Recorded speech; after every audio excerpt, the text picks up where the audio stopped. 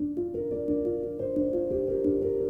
have curly hair, and I saw that that is a specialty, and also my hair has just felt horrible and dry and not good for a little while now. He understood what was going on with my hair like from the second I walked in. I felt like he was really honest. Other places I feel like they would have just cut it and sent me on my way.